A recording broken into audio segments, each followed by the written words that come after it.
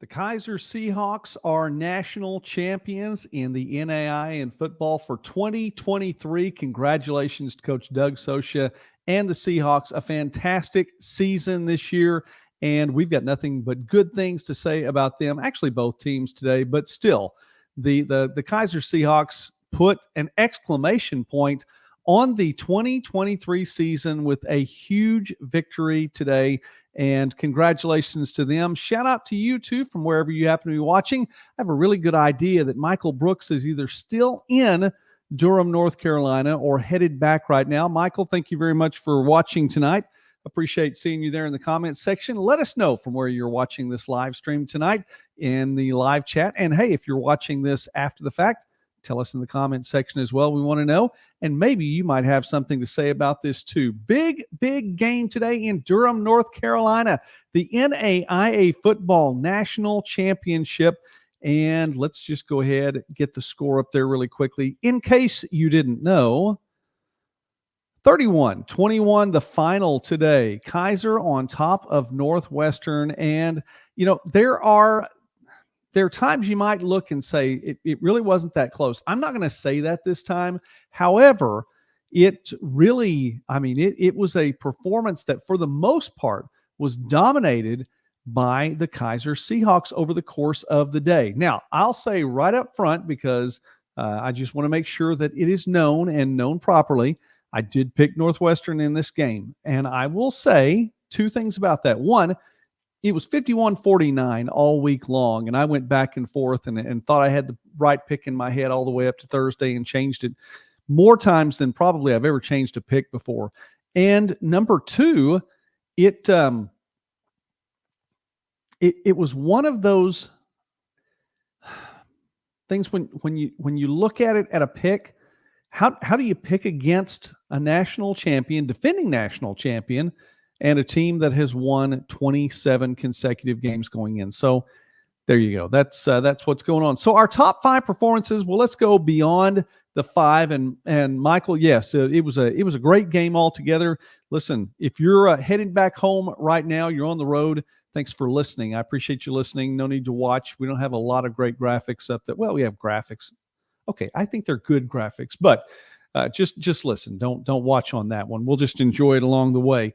All right. As we talk about this game, I don't want to go into it too much and give you all of the play-by-play from it. I would tell you, and I need to pull that back up really quickly.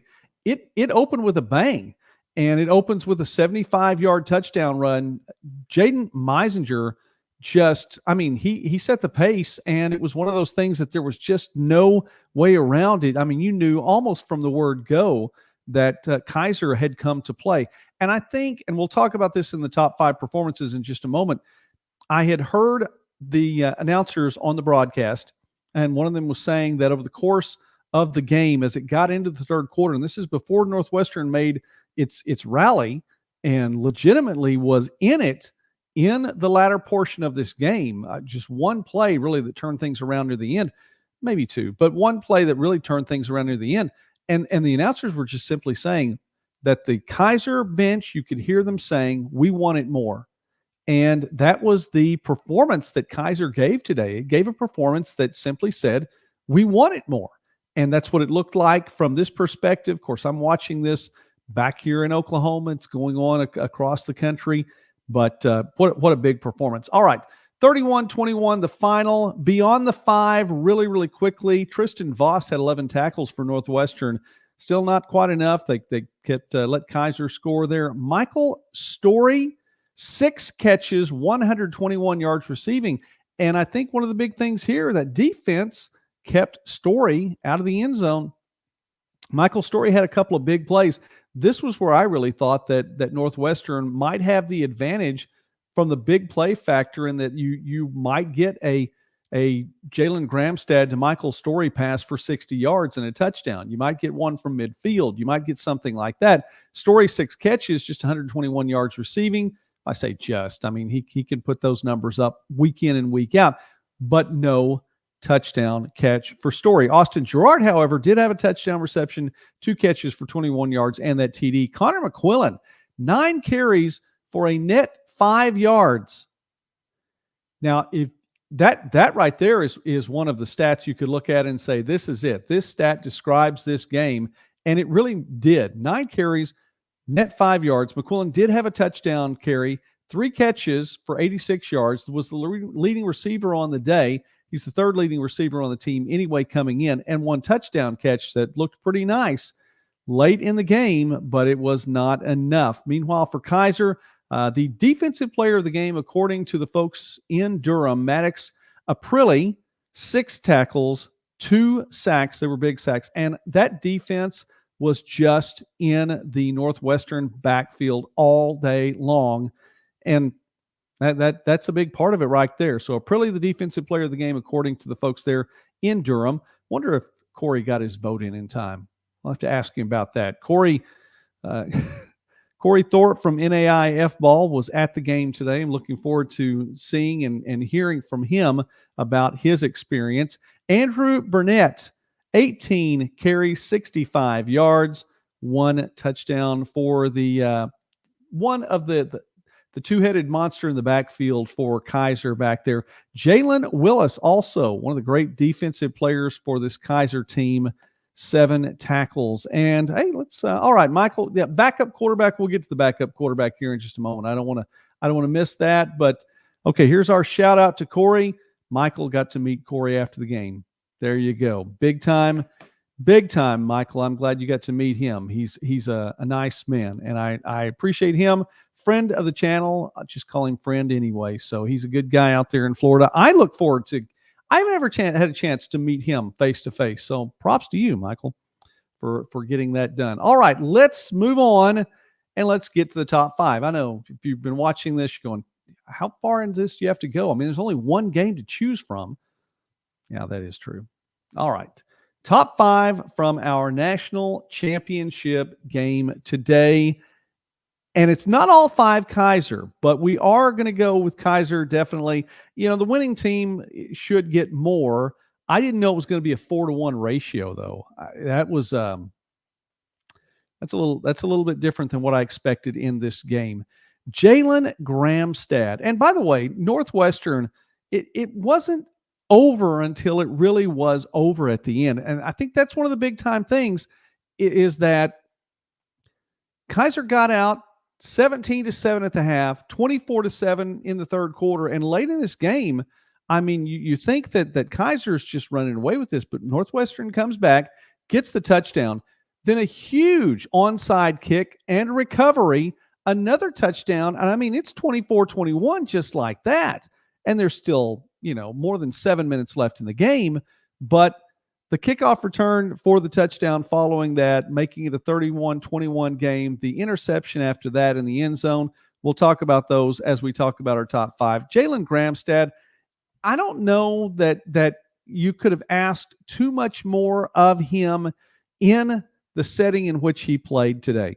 And he was 15 for 34. Okay, I would say probably for a guy who's completing his passes at a 70% clip for the season, which is just an incredible number, but less than 50% today.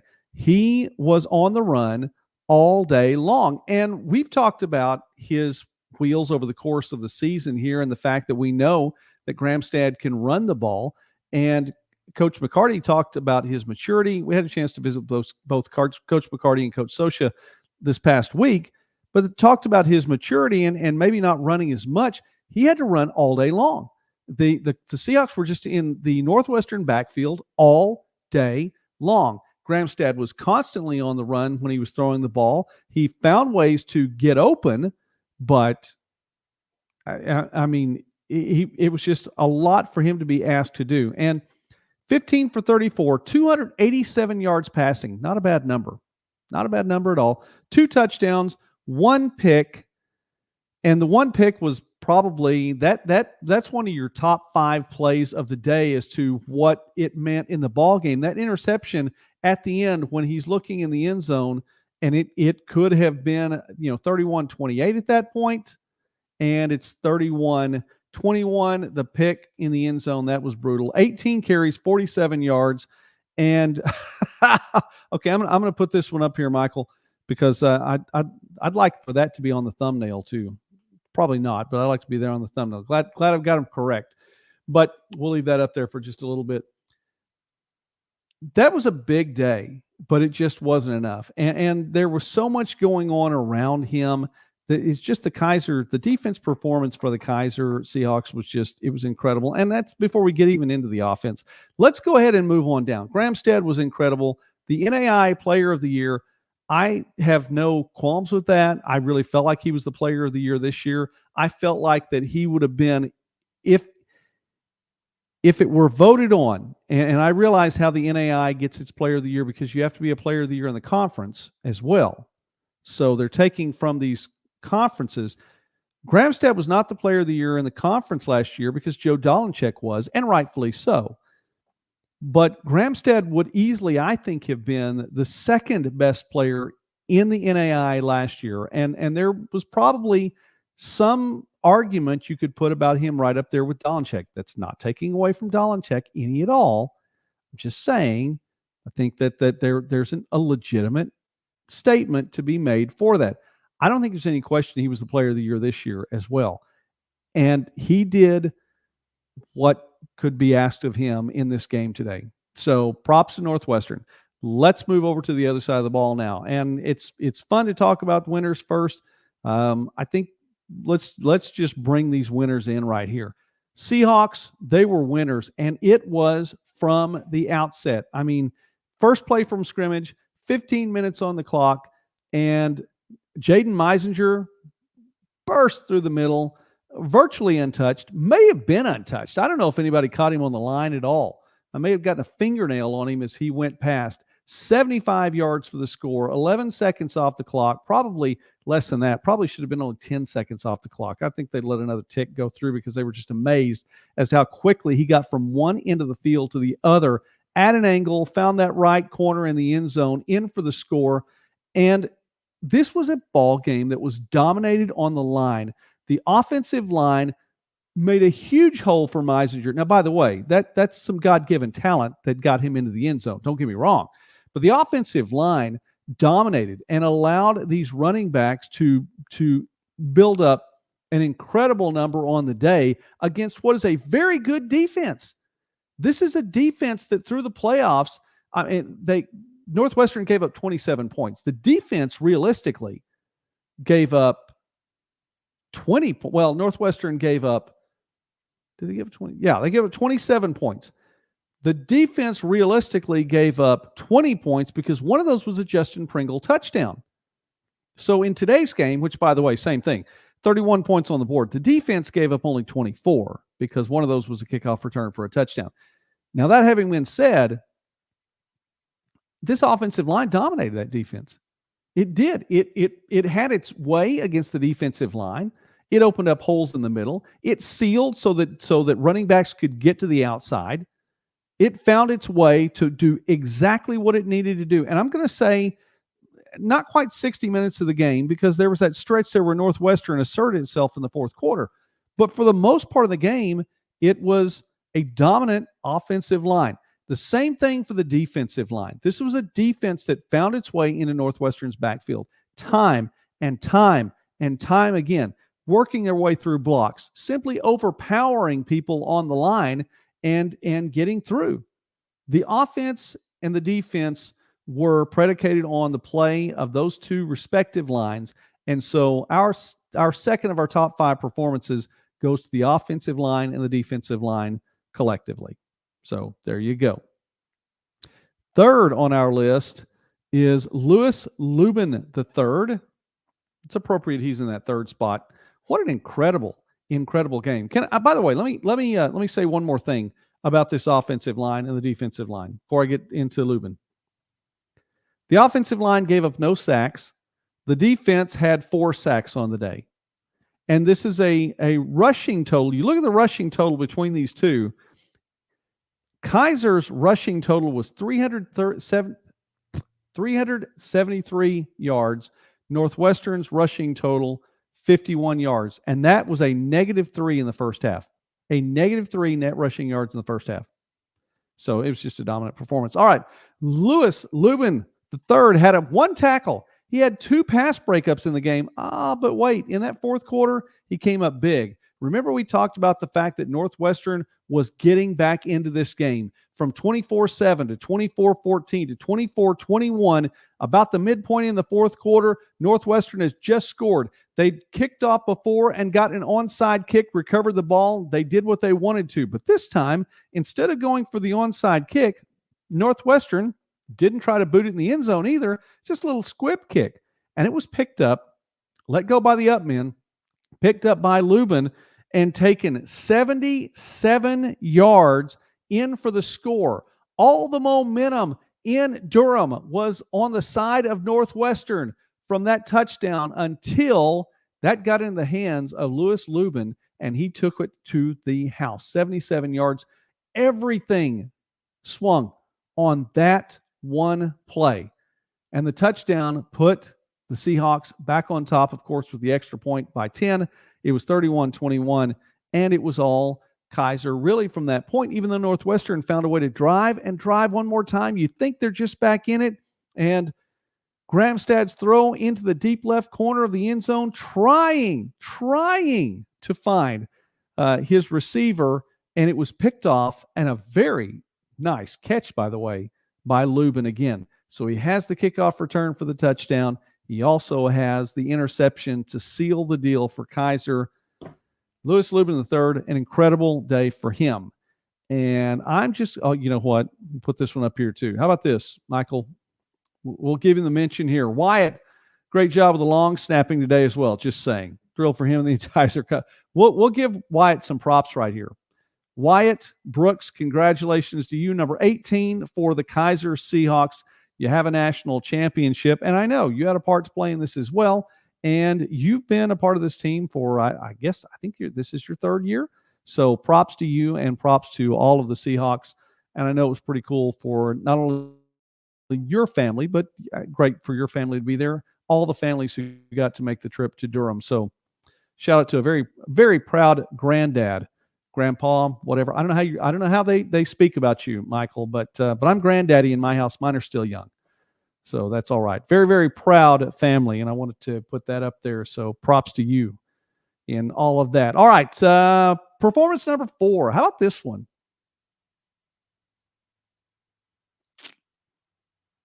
And you know what? I got auto-corrected. Oh my goodness. I got auto-corrected. How about that? Didn't see it till just now. Here we go. Let's I'm going to give a shout out to Justin Wake. It's not Lake, it is Wake. And so yes, I got auto-corrected on that, and I didn't catch that going on through. So forgive me, Justin. It is Justin Wake there, and I can't fix it. It's not an easy fix right now, so I have to go back and do that later. What a performance, by the way. What an absolutely great performance. You know what? While we're talking here, I'm going to try to fix this. I'm going to see if there's a way I can do this right here. Okay. It's going. I'm on the fly here. I know it's a live broadcast, but I'm on the fly here, and I'm having to do this as from Photoshop on over. So let's see here if we can pull this up.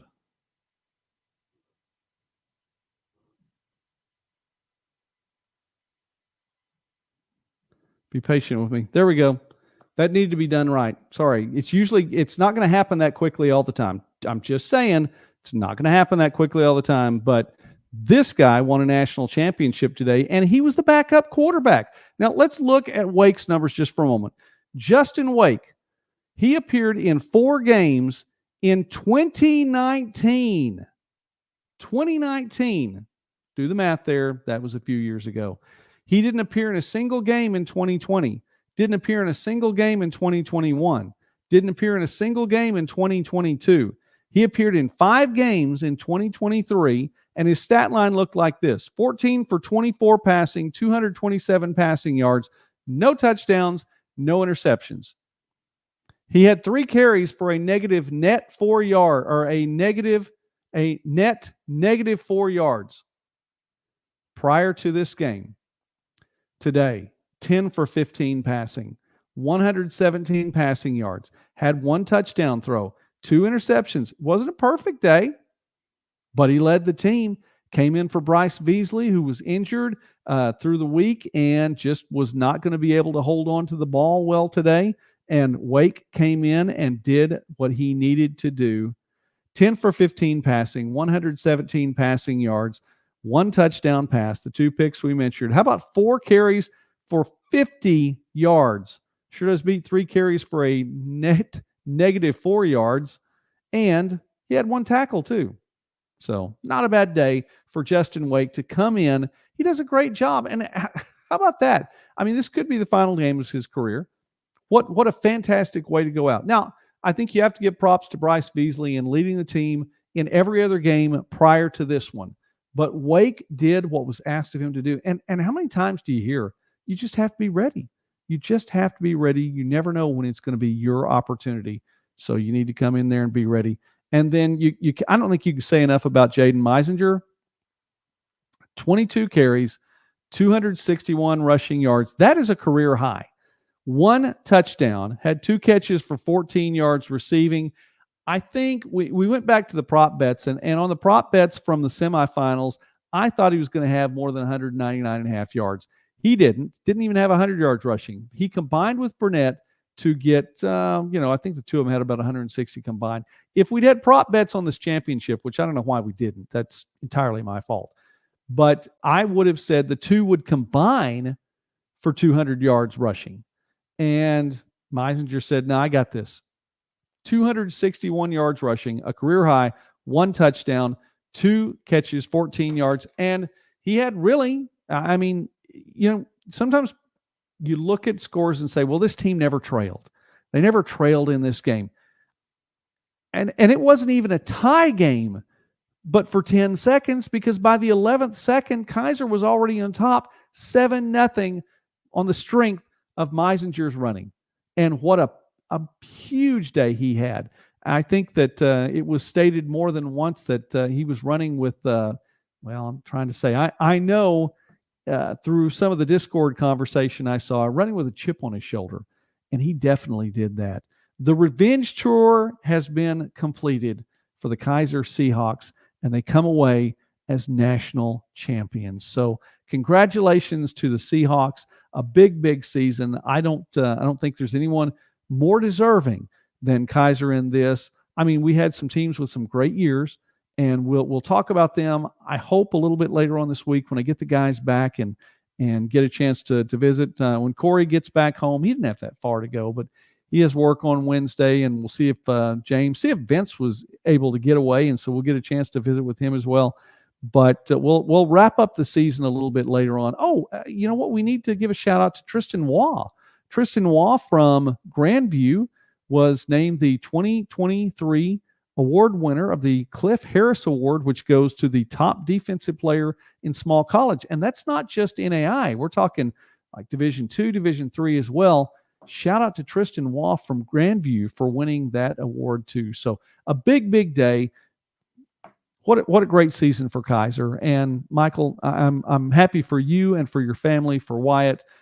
Michael, who is granddad. I'm sure that someday I'll be granddad. Right now it's still granddaddy because the little ones are still little ones. So that is all right. A big, big day. It was a fun game to watch. I enjoyed it. Glad to get to see it. I took it with me.